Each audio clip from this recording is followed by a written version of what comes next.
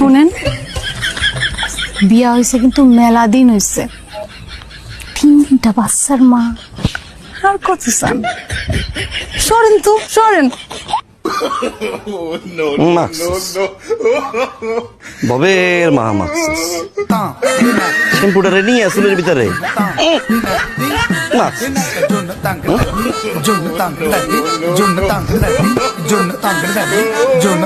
আপনার মধ্যে রসও নাই, কষও নাই।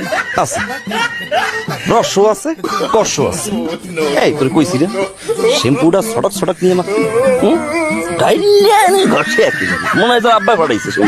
চুপ করেন, একদম চুপ করেন। আপনার দেওয়া শ্যাম্পু আমি মাখি নাই, সাবানও মাখি নাই।